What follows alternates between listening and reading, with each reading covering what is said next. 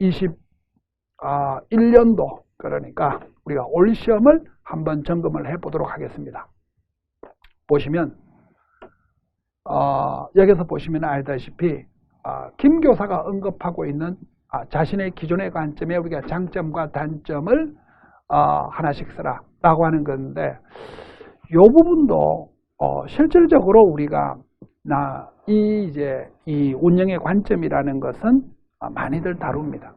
근데 그 관점이 가지고 있는 장점과 단점이 무엇이냐라고 하는 것까지는 보통 잘 다루지를 않거든요. 그러니까 이것도 사실은 추론 능력이라고 볼 수 있고 그 더 중요한 것이 뭐냐면 새로운 관점을 가지게 된 관점에서 적합한 교육과정 운영 방식을 쓰라라고 하는 이런 부분들.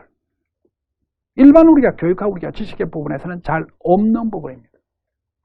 그러면 우리가 두 번째를 보시면 알다시피 이 평가를 수업에서 우리가 실용하는 방안 두 가지를 쓰라라고 하는 건데 이게 자기평가거든요.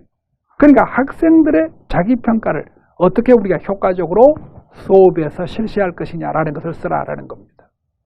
그러면 그리고 이제 우리가 세 번째 문제를 좀 보시면 알다시피 학생의 특성과 학습 환경에 우리가 구체적인 예를 각각 한 가지씩 적어라. 온라인 수업이 나왔습니다. 그러니까 요즘 이제 코로나 사태에서 벌어지는 온라인 수업이 나온 건데 이것도 마찬가지로 어떤 것을 우리가 고려해 줘야 되느냐라고 하는 것을 묻고 있는 것이죠. 그리고 이제 이랬을 때 가지는 이제 구체적 지원 방안이 뭐냐라고 하는 것을 두 가지 쓰라는 거. 그 다음에 이 A, B 안에서 가지는 의사결정에 우리가 단점 각각 한 가지씩 쓰라라고 하는 건데 요거까지는 우리가 좋은데 뒤에 보시면 알다시피 구체적 방안을 한 가지 적어라 라고 하는 부분도 추론입니다. 여러분들 우리가 이렇게 살펴보시면 2020년 시험과 2021년 시험이 각각 문제에서 전부 다 뭐를 담고 있습니까? 추론을 담고 있습니다. 이거는 여러분들이 지식을 단순하게 외우는 공부를 가지고는 곤란합니다. 그러니까 지식에 대한 공부가 필요 없다는 것이 아니라 그 지식의 공부를 가지고 적용할 수 있다는 것이 필요하다는 거죠. 어떤 분들이 이제 이런 이야기를 합니다. 이제 제 수강생이 이제 와서 하는 이야기인데 자기 이제 친구를 데리고 내 강의를 이제 들으려고 가자라고 이제 이야기를 하니까 그 친구가 이제 이런 이야기를 하더라는 거죠. 고평의 선생님, 그 모의고사는 그 추론 문제가 너무 많아서, 뭔 한 개 모의고사에 추론 문제를 두세 개씩 냈냐, 그래서 난 그렇게 시험에 출제가 안 될 거라고 생각하기 때문에 난 고평의 선생님 강의를 들을 수가 없어. 난 다른 선생님 강의를 들을 거야. 라고 이야기를 하더라는 거죠.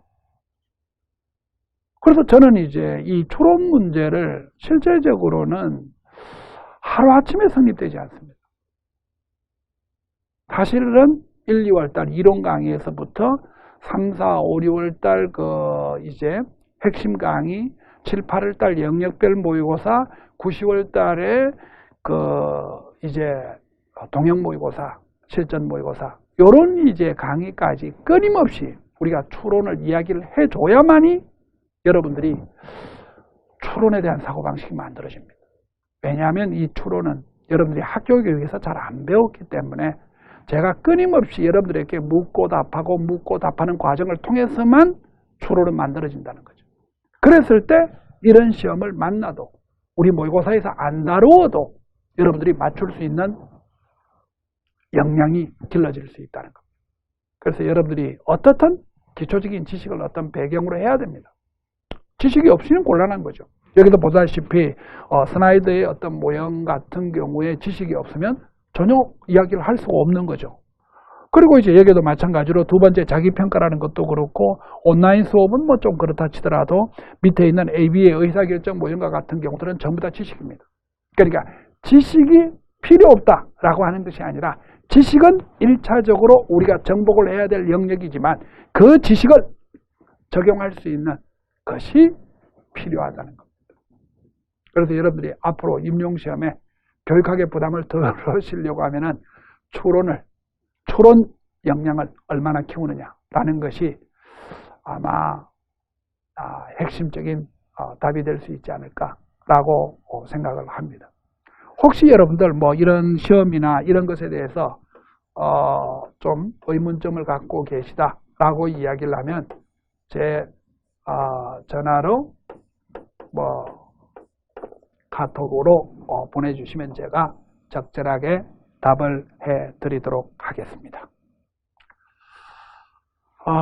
이게 이제 온라인으로 실시간으로 이렇게 강의를 하게 되어서 앞쪽 시작을 할 때 좀 자잘한 좀 실수가 있었다는 것을 여러분들이 좀 양해를 해 주시면 좋을 것 같고, 핵심을 좀 말씀드리면 작년 올해 교육학 논술 시험이 추론 문제가 많이 출제가 되었다.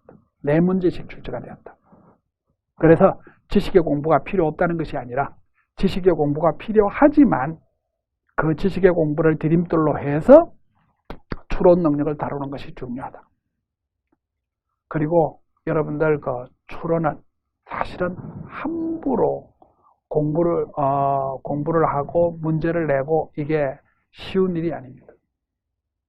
여러분들이 오랫동안 적중률도 높고 강의도 매끄럽고 라고 하는 제 강의를 들으시면 여러분들이 아마 효과적으로 임용시험의 교육학의 고득점을 맞을 거라고 봅니다. 오늘 감사합니다.